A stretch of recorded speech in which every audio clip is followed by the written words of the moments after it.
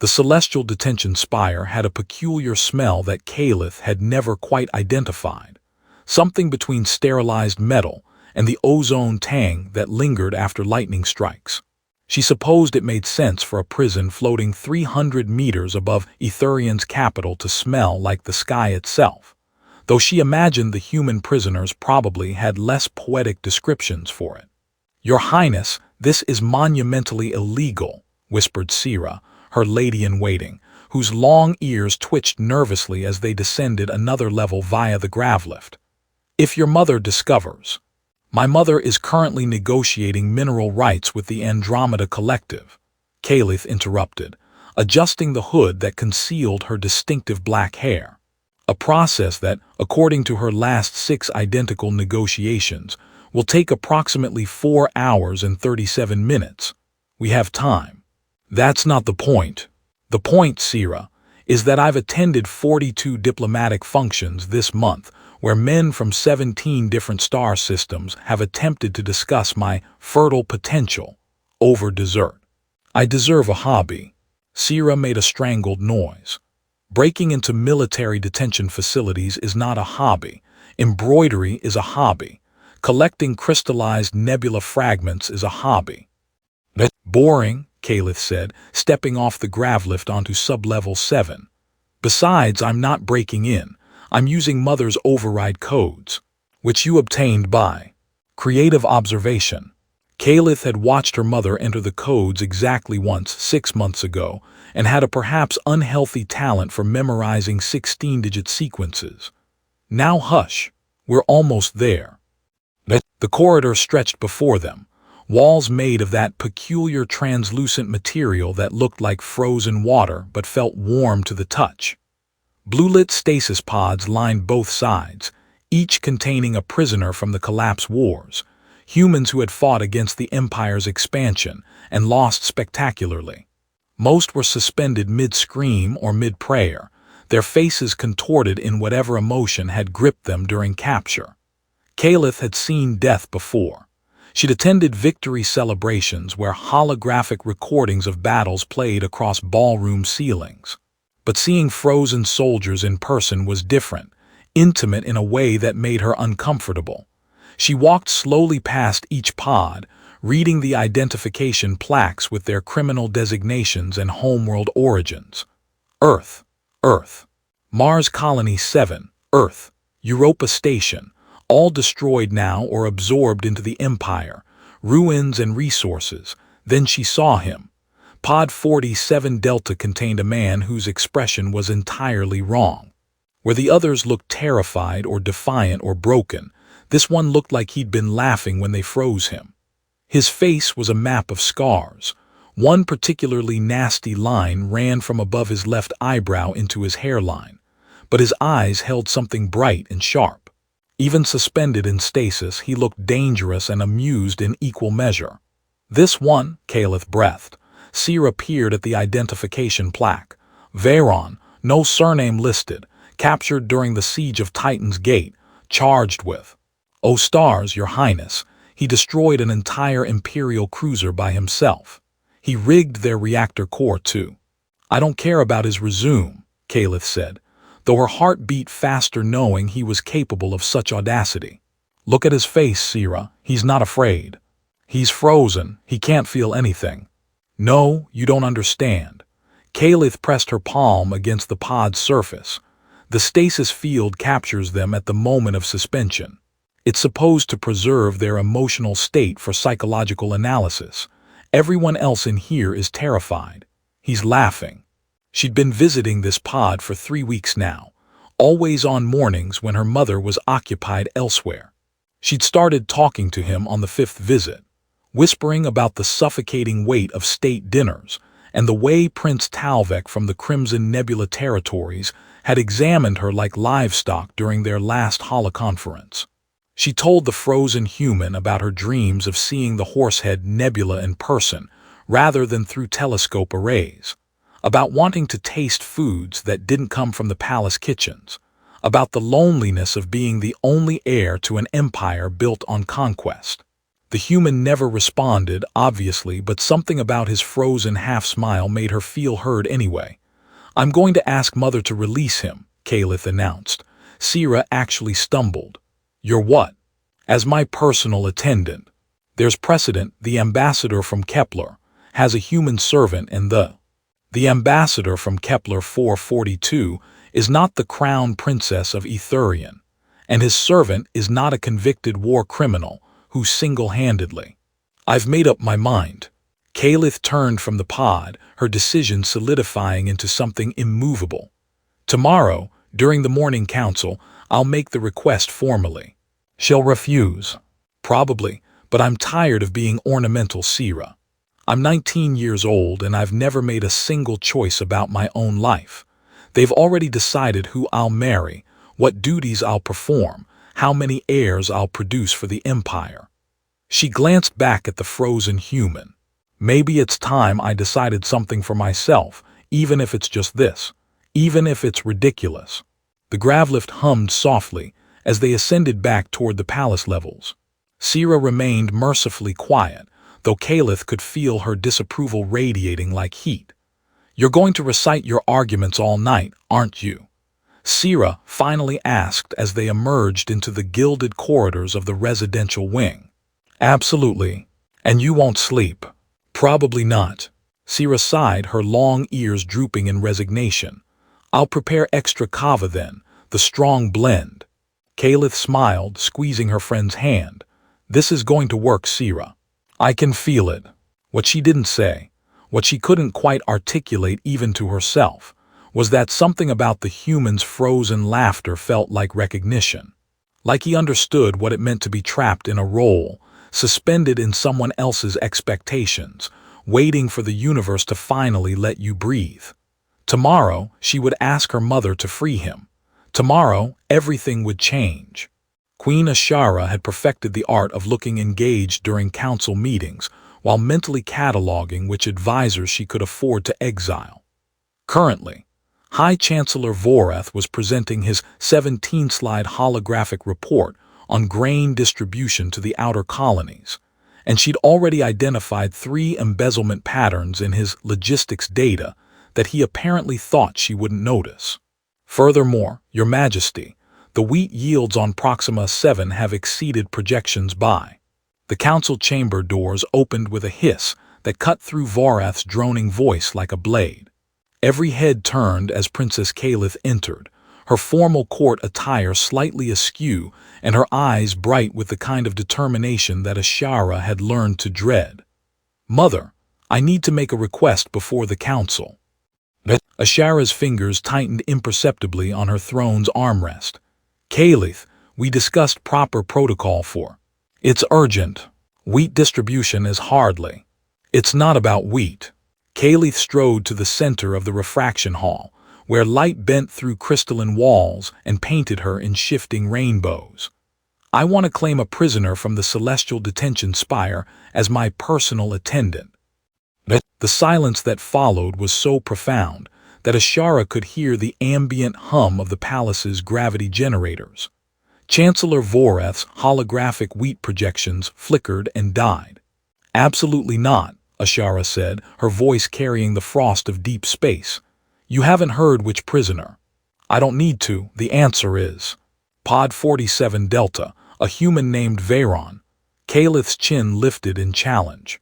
"I've researched the precedents. Ambassador Krell has a human attendant. General Thax keeps 2 in his household. Even cousin Maris has. Those are not war criminals." Admiral Corvix leaned forward, his scarred face grim. "Your Highness, the prisoner you're referencing destroyed the ISS Infinity's End and killed 4,000 soldiers. He was defending his homeworld during an invasion," Kaelith countered. "We call that heroism when our soldiers do it." Ashara felt something cold settle in her chest. Her daughter had clearly prepared for this ambush, which meant this wasn't a whim. "The discussion is over." "Then let me see him first. Let the council witness what kind of threat he poses while chained and suppressed." Kaelith's voice rose, echoing off the prismatic walls. "If he's truly dangerous, you'll have evidence for your refusal. If he's not, Then your objection is purely symbolic. It was a clever trap. Refusing would make Ashara appear either afraid of a single prisoner or arbitrarily cruel to her own daughter. The council members were already exchanging glances, calculating political angles. 5 minutes, Ashara said, standing abruptly. The council will accompany us. When this foolishness is done, we return to actual governance. The procession to the detention spire was absurd. 2 guards, 5 council members, 1 queen, and 1 stubborn princess descending into the bowels of a military prison like some sort of diplomatic parade. Ashara walked with rigid posture, her mind racing through possibilities. What game was Kaelith playing? Had someone put her up to this? The girl had been increasingly resistant to her betrothal negotiations, but this seemed extreme even for. They arrived at sublevel 7. The blue-lit corridor stretched before them, lined with frozen humans in their transparent pods. Which one? Ashara asked, though dread was already coiling in her stomach. 47 Delta. Kaelith pointed. The pod was near the end of the row. As they approached, Ashara kept her face carefully neutral, her heartbeat steady through sheer force of will. She'd reviewed the detention logs quarterly for decades. She knew every prisoner's designation, every charge, every homeworld. She knew Pod 47 Delta had been occupied for 43 years. She knew because she'd personally ordered his imprisonment after the Battle of Epsilon Prime, listing him under false charges to explain why she hadn't executed him on the battlefield like regulations demanded. Admiral Korvax keyed in the release sequence. "This is highly irregular, Your Majesty." "Note your objection in the official record," Ashara said, her voice steady. The stasis field crackled and dissolved like sugar in water. The human inside stumbled forward, muscles adjusting to gravity after decades of suspension.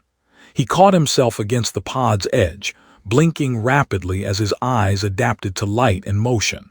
Then he looked up. Ashara's entire world narrowed to a point. Veyron had aged, of course.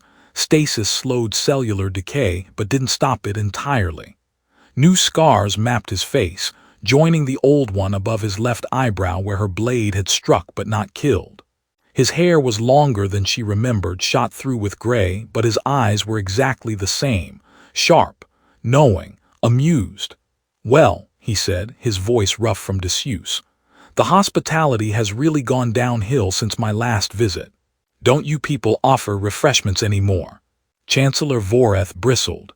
"You will address Her Majesty with proper." "It's fine." Ashara's voice came out controlled, measured. "He's disoriented from suspension." Veyron's eyes swept the assembled dignitaries before settling on Kaelith with interest, then moving to Ashara. Their gazes locked. She watched recognition bloom across his features, subtle, controlled, but unmistakable. The crooked smile that had haunted her memory for 4 decades appeared on his lips. "Your Majesty," he said, the title carrying strange weight. "It's been a while." Kaelith stepped forward eagerly. "I am Princess Kaelith, crown heir of Ethurian. I've requested your release into my service as a personal attendant. You would be confined to palace grounds, wear a suppression collar, and submit to regular security screenings. In exchange, you'd have freedom of movement within designated sectors and—" "Why?" Veyron interrupted, still looking at Ashara. "Excuse me." Kaelith blinked. "Why me? You've got what, couple hundred humans in this place. Why pick the one with the longest sentence?" His smile widened. "Unless someone recommended me specifically." The insinuation hung in the air. Ashara felt the council members' attention sharpen. "I chose you myself," Kaelith said firmly. "No one influenced my decision." "Interesting." Veyron finally looked at the princess, and Ashara saw something dangerous in his expression, genuine curiosity. "And what makes you think a war criminal would make a good attendant, Your Highness?" "You're still alive," Kaelith said. "That suggests adaptability." He laughed, the sound unexpected and genuine. "That's one way to phrase cowardice." "Or intelligence." Kaelith crossed her arms. "Mother, I want him." Ashara's mind raced through scenarios, each worse than the last. Refusing now would raise questions. Agreeing meant bringing him into the palace, into proximity with Kaelith, into her life. But the alternative, explaining why this particular prisoner warranted special concern, was impossible. She made her choice. Under strict conditions. Ashara's voice cut through the chamber. Suppression collar at all times. Confinement to sectors 1 through 7 of the palace. Daily security reviews. Any violation results in immediate re-imprisonment. She paused, and I will personally oversee his integration. Kaelith's face lit with triumph. The council members murmured among themselves. Veyron's expression remained carefully neutral, but his eyes glittered with something that might have been amusement or might have been challenge. As guards moved forward to escort him to the palace's servant quarters, Ashara caught his arm. The contact lasted perhaps 3 seconds, long enough for the others to move ahead, short enough to avoid suspicion. "If you tell her anything," she whispered, her voice barely audible, "I will ensure your death is neither quick nor private." Veyron's smile never wavered. "You already owe me, Ashara." The use of her name, unadorned by title or honorific, struck like a physical blow. He walked away before she could respond, following the guards down the corridor while Kaelith chattered excitedly about palace protocols. Ashara stood alone in the blue-lit corridor, surrounded by frozen soldiers who couldn't judge her, and allowed herself exactly 10 seconds to remember. Epsilon Prime, burning sky. A young commander standing over a wounded enemy soldier who could have escaped but stayed to help civilians evacuate. A mercy that violated every regulation, a choice that had haunted her ever since. "Your Majesty," Chancellor Voreth called from the gravelift. "Are you coming?" Ashara straightened, pulling the iron sunrise back into place like armor. "Yes, we have wheat distribution to discuss." But as she ascended toward the council chambers, she knew the discussion that truly mattered had only just begun. The suppression collar clicked into place around Veyron's neck with a sound like a promise being locked away. The guard who'd fastened it stepped back quickly, as though proximity to a human might be contagious. "It monitors your vital signs, tracks your location, and delivers a neural shock if you enter restricted areas," the guard explained with barely concealed satisfaction. "Try to remove it, and you'll be unconscious before you hit the floor." "Charming," Veyron said, running his fingers along the smooth metal. "Does it come in other colors, or is ominous black the only option?" The guard's long ears flattened against his skull. "You think this is amusing?" "I think if I don't find it amusing, I'll find it depressing, and I've already spent 43 years frozen. I'm behind on my quota of laughter." Kaelith appeared in the doorway of the servants' preparation chamber, slightly breathless. "Is he ready?" "As ready as a prisoner can be, Your Highness." The guard bowed stiffly. "I've explained the collar's functions and the boundaries of his movement." "Excellent, you're dismissed." The guard hesitated. "Your Highness, protocol suggests." "I said you're dismissed." Once they were alone, Kaelith circled Veyron with unconcealed curiosity. "How do you feel?" "Like I've been asleep for 4 decades and woke up wearing jewelry I didn't choose." He tilted his head, making the collar catch the light. "But I've had worse mornings. The stasis shouldn't have left any permanent effects. Our technology is very advanced." "Oh, I'm sure your technology is spectacular. Really top-notch prisoner freezing." Veyron flexed his hands, testing muscle memory. "Though I notice you didn't advance far enough to develop basic hospitality. Still no refreshments offered." Kaelith's lips twitched. "Are you always this difficult?" "Only when I'm awake. You should have seen me during the war. I was absolutely insufferable." He met her eyes directly.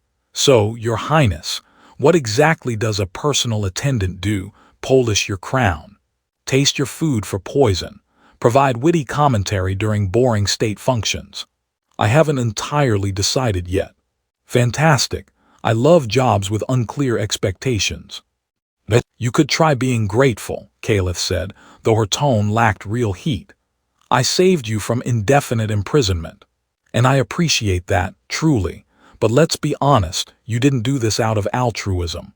You want something from me, Veyron leaned against the wall, studying her. The question is what? Kaelith opened her mouth, closed it, then seemed to make a decision. I want you to teach me about Earth. The real Earth, not the sanitized version in our historical archives. Earth is dead. Then teach me about the dead. I want to understand what we destroyed. The bluntness of it caught Veyron off guard. He'd expected denial, justification, perhaps some noble speech about the Empire's manifest destiny. Why? Because I'm going to rule this empire someday, and I'd prefer not to do it ignorantly. Kaelith's voice dropped. Everyone around me treats the collapse wars like ancient history, clean victories, necessary expansion. But I've read the casualty reports, Veyron, billions of people, and I want to know what we actually took from the universe.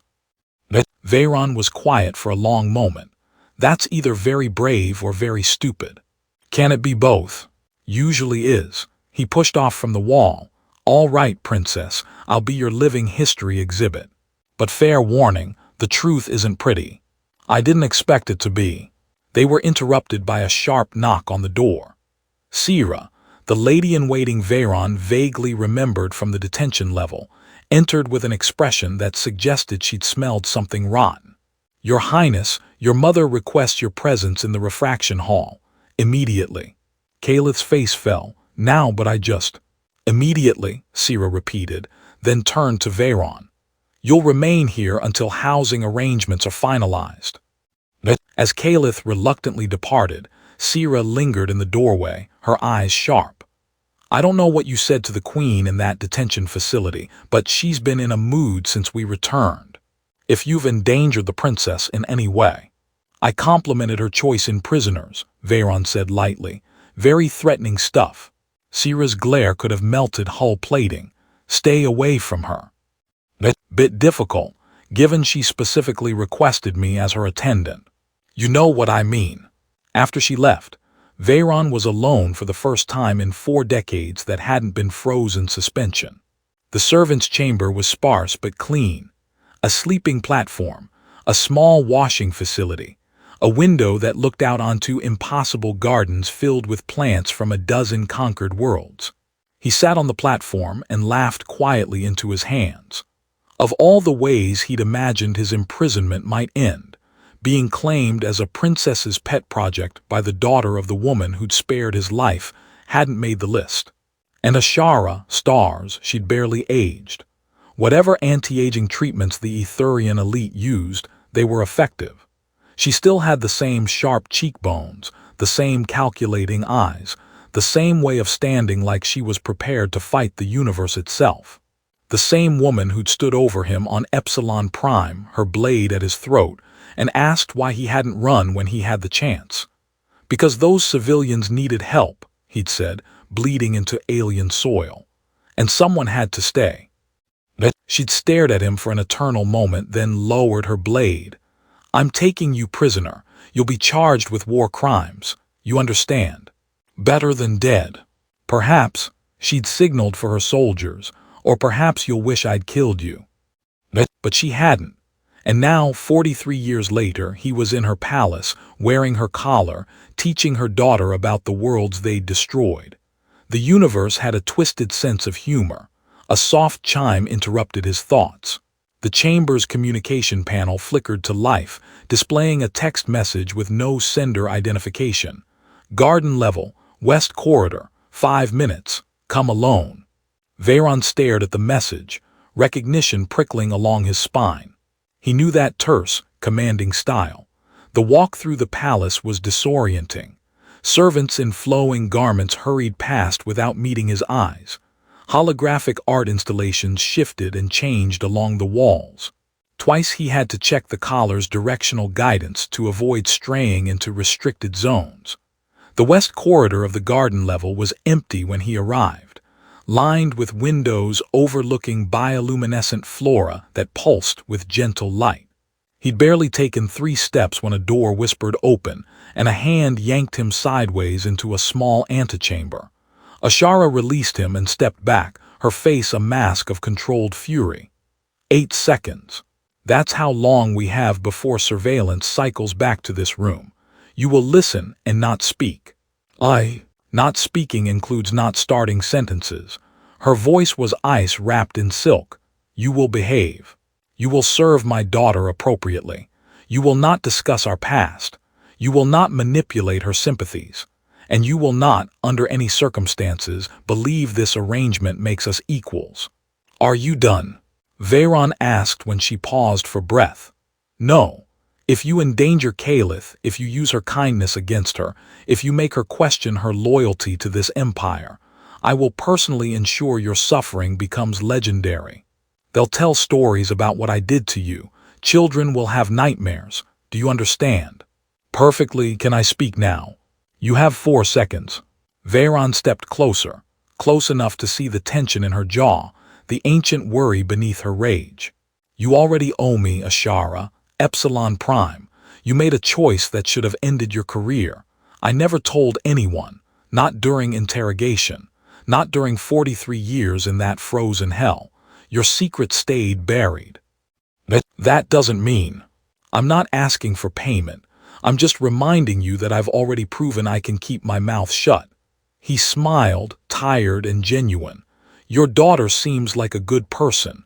Rare thing that. I'm not interested in corrupting her. Ashara's expression flickered with something that might have been surprise or might have been old grief. Time's up. Get out. Veyron slipped back into the corridor, his heart racing against his ribs. Behind him, he heard Ashara's controlled breathing, the rustle of her formal robes, the weight of 4 decades collapsing into impossible proximity. He made it back to his chamber before he started laughing again, helpless and exhausted. The universe definitely had a twisted sense of humor, and he had absolutely no idea what happened next. Veyron's first official day as a personal attendant began with Kaelith dragging him to the palace library at what she cheerfully called a reasonable morning hour, and what he called an offense against biology. It's barely past dawn, he muttered, following her through corridors lined with floating data crystals that hummed softly as they passed. Dawn was 2 hours ago. I let you sleep in. Kaelith pushed open massive doors that revealed a chamber so vast it seemed to have its own weather system. Shelves stretched toward a ceiling lost in artificial mist, each laden with books, data tablets, and crystallized knowledge from 1,000 conquered worlds. How generous! Veyron squinted at the nearest shelf, which appeared to be rotating slowly while simultaneously displaying holographic index cards. Do you actually read all this, or is it decorative? Both. Reading is decorative when you're a princess. It makes you seem thoughtful during portraits. She pulled a data tablet from thin air, or what looked like thin air until Veyron realized she was accessing some kind of dimensional storage. I want you to tell me about human music. That's a rather broad topic. Start anywhere. Veyron considered. All right, do you know what a guitar is? A primitive stringed instrument, pre-spaceflight technology. Primitive? He laughed. Sure, let's go with that. He gestured vaguely, trying to remember the last time he'd held one. 6 strings, wooden body, you pluck or strum them to make sound. Simple mechanics, infinite possibility. I knew a woman on Europa Station who could make a guitar sound like it was weeping. Was she talented? She was mediocre, actually. But she just lost her brother in the first wave of your empire's attacks, and grief has a way of making art honest.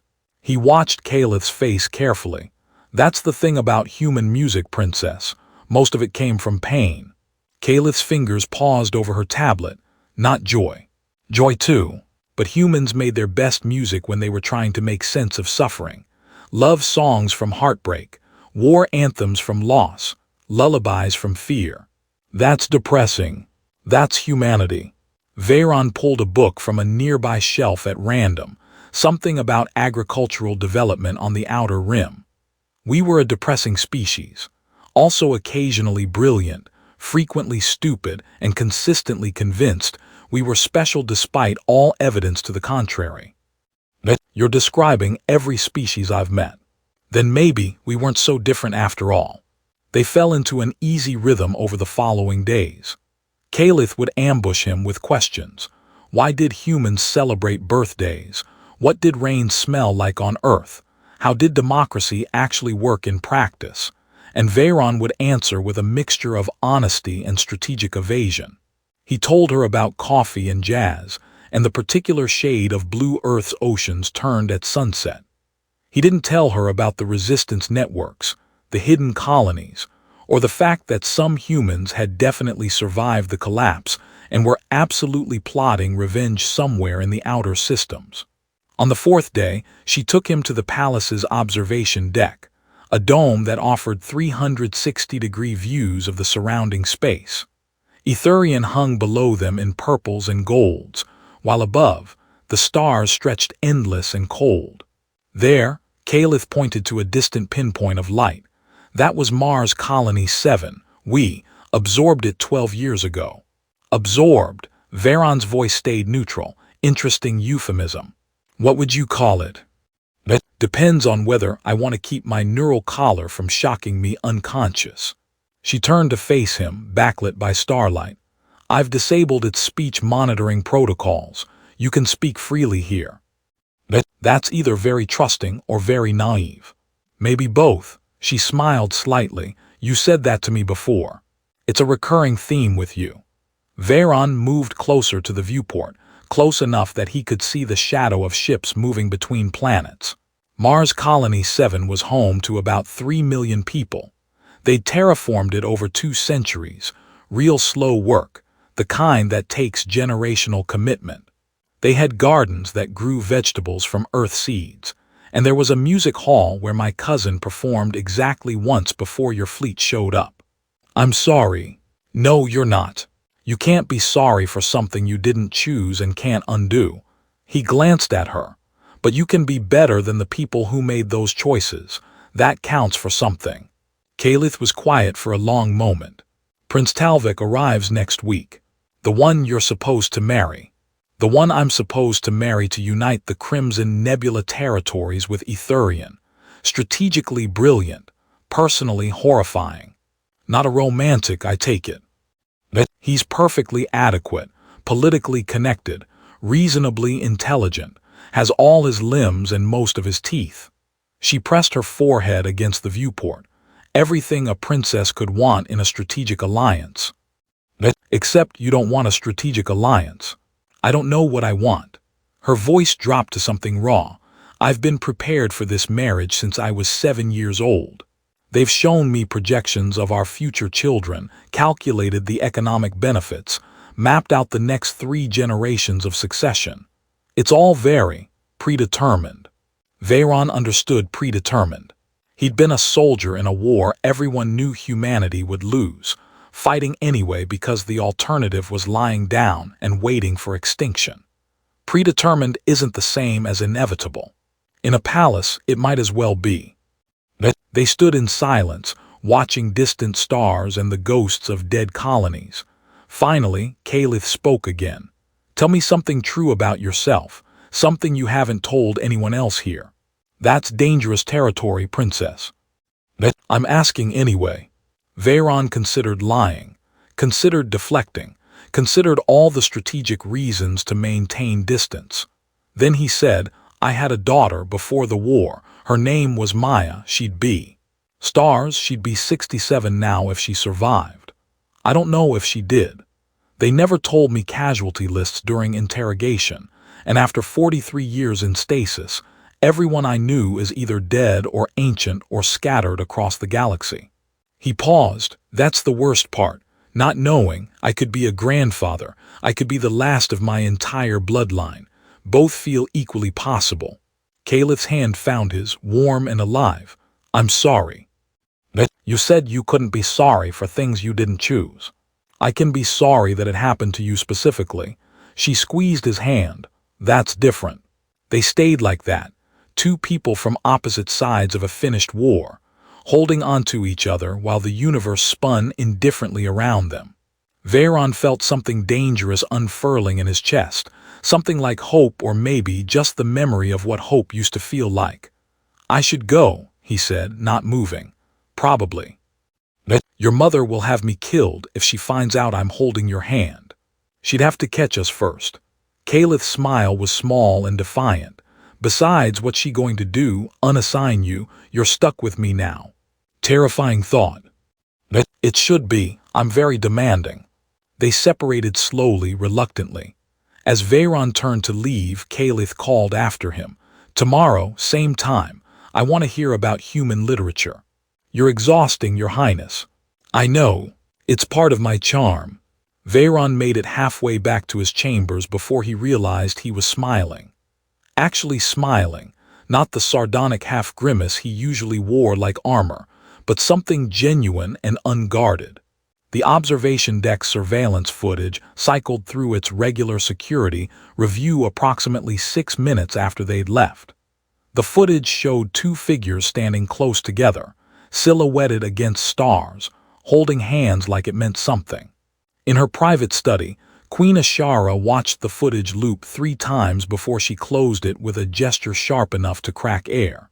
She'd stood exactly like that once, on a battlefield instead of an observation deck, with a young soldier instead of her daughter, making a choice that had haunted her for 43 years. History, she thought bitterly, had a cruel way of repeating itself, and she had absolutely no idea how to stop it. Prince Talvek arrived in a ship that looked like someone had weaponized a chandelier, all sharp edges and unnecessary lights.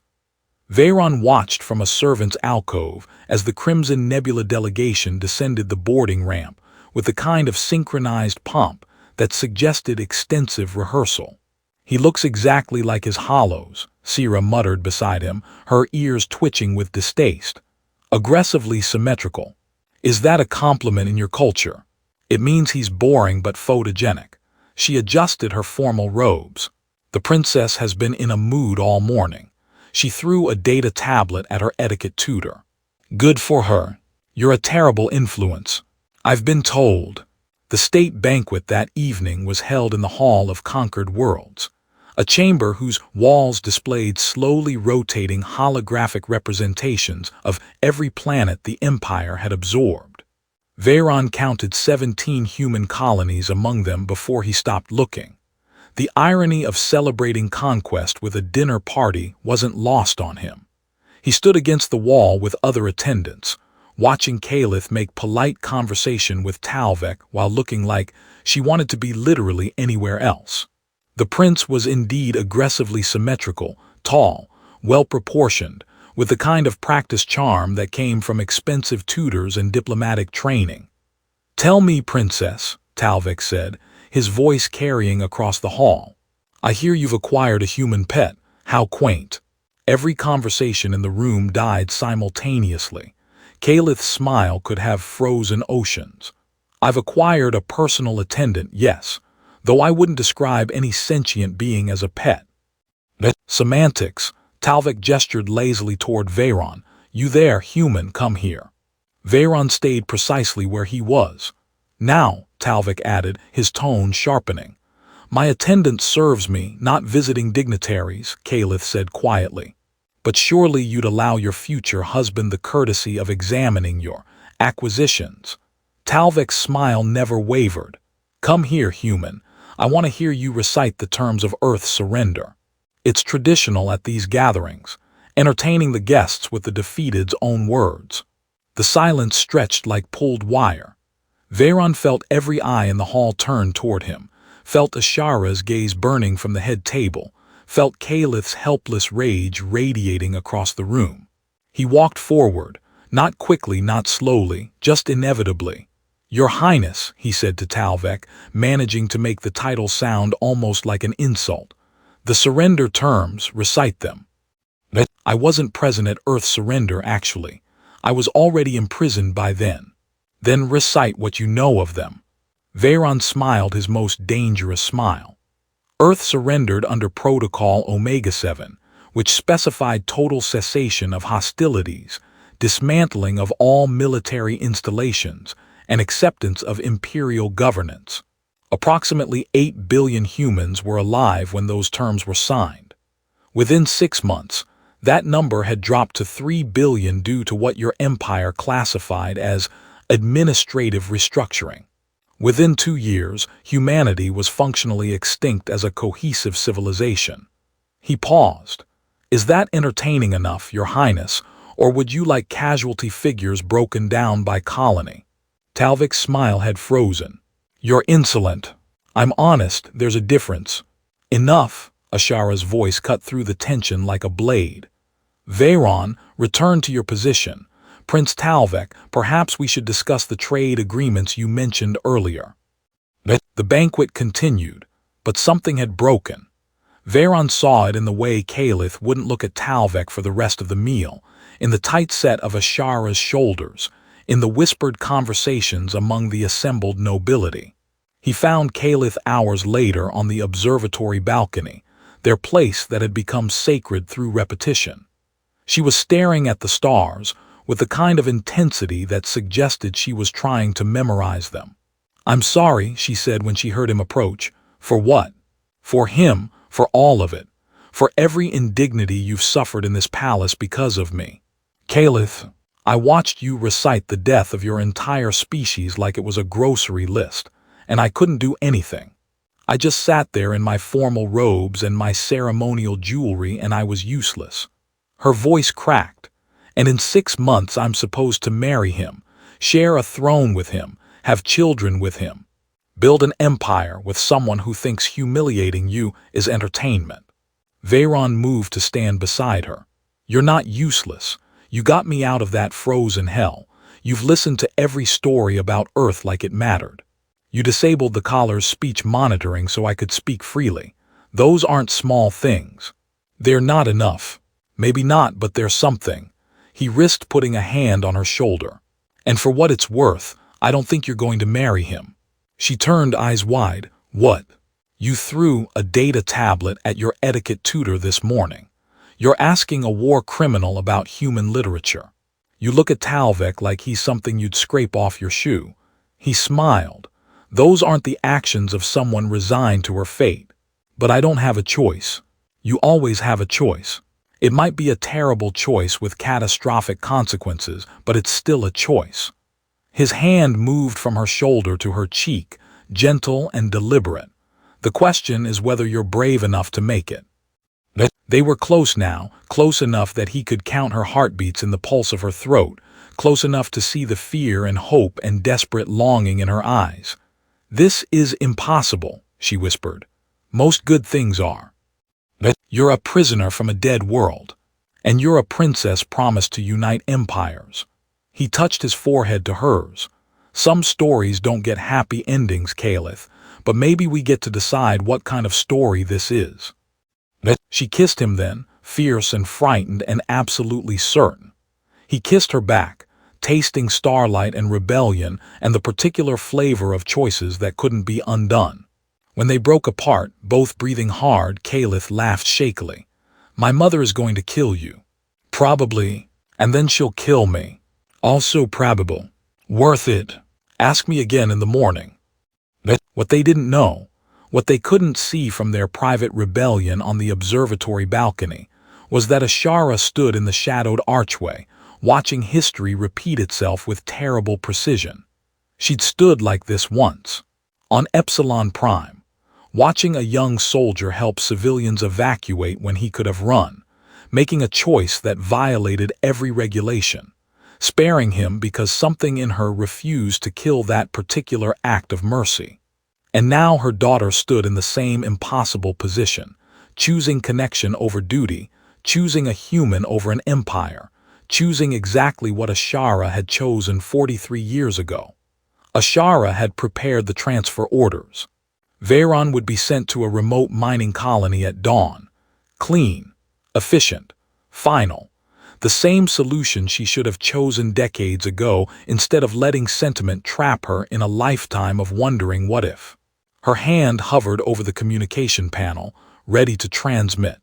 She thought about the young commander she'd been, standing over a wounded enemy, making a choice that haunted her. She thought about the iron sunrise she'd become, building an empire on conquest and fear. She thought about Kaelith, brave and foolish, and choosing mercy in a universe that punished it. Ashara closed the communication panel without transmitting. She turned and walked back to her chambers, past mirrors that showed not a queen but a woman who'd made one impossible choice and lived with the consequences, who'd spared one human soldier and spent 43 years wondering if mercy meant anything in a universe built on conquest, who was about to find out if her daughter was brave enough to answer that question differently. The transfer orders remained unsent.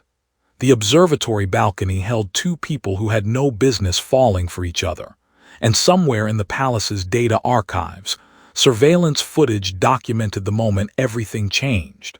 History, Ashara thought, didn't repeat itself, but sometimes it rhymed, and maybe this time the ending would be different.